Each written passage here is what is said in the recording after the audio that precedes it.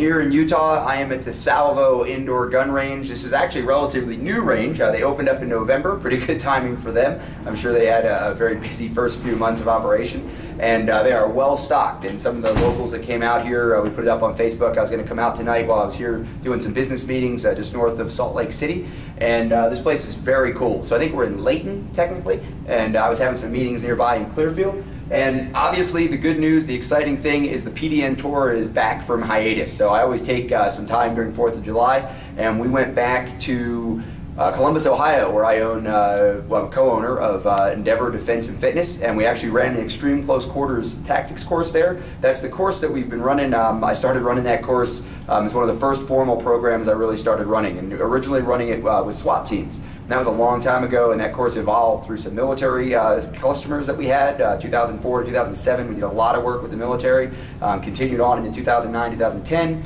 and eventually we turned that into a civilian course. And what that does, we started teaching it to civilians in about 2004, combining unarmed combatives along with the contact shooting. So it's really got about 4 different blocks. We talk about striking in close quarters, talk about grappling in close quarters, obviously. We talk about firearms retention, and then we talk about actually doing the contact shooting, and then we run scenarios. So we actually did the first instructor development for that this time. So we actually have 4 instructor candidates that took part in the course, have taken part in the course as end users before, and that's kind of the only time we're going to be running that particular course on the Personal Defense Network Tour. And now I'm back out here in Utah, picking the PDN tour truck back up, and we are going to be continuing to head west into Washington and Oregon. But first, this weekend, I'll be at the Industry Masters. Why am I standing at a range? Why do I have hearing protection on? Obviously, we're going to do some shooting. For those of you who've been following it on Facebook, the Springfield XD-S 9mm. I got to shoot 2 magazines through it at Media Day at SHOT Show.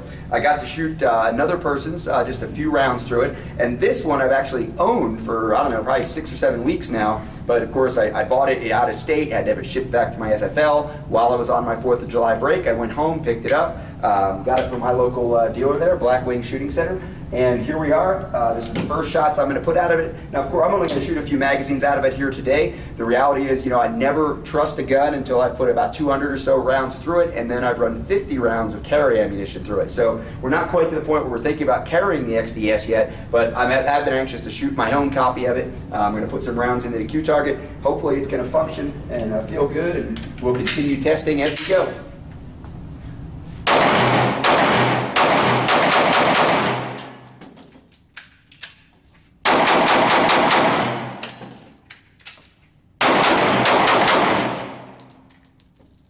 So far, so good.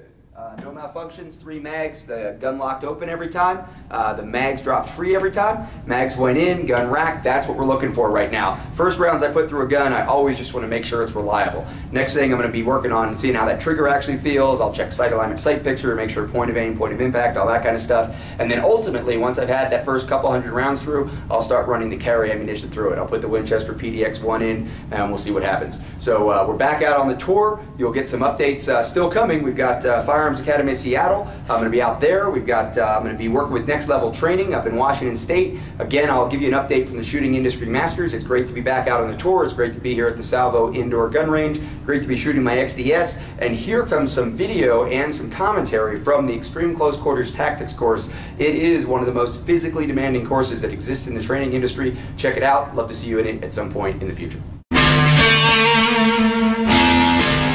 I just went through the Extreme Close Quarter Tactics Instructor Development course.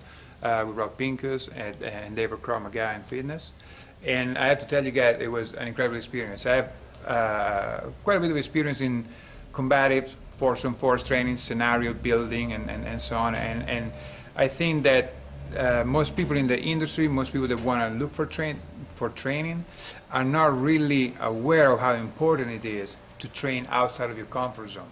This class premise is that you are really defending your gun or fighting to access your gun within 2 arm reach. Hey, my name is Ashlyn. I was taking the Extreme Close Quarters Tactics class, mainly to learn about pistol retention. I'm a person, I don't like to carry something unless I know that I'm going to be able to hang on to it. My background in combatives is CCAW, which is a combination of Indonesian silat and Kali, so I'm more from blade stick background, so it was a very different angle. So good learning good learning experience. I would say I would recommend the class to just about anybody, whether you're a completely beginner, you can start from the beginning and work through and get, you know, a lot of information by the end of the day, or if you know what you're doing, you still find a lot of weaknesses and holes going through. So I think overall it's good for just about anybody. A lot of people focus on awareness. A lot of people focus on preparedness. You know, I'm going to be aware for sure. I'm going to be prepared. I train.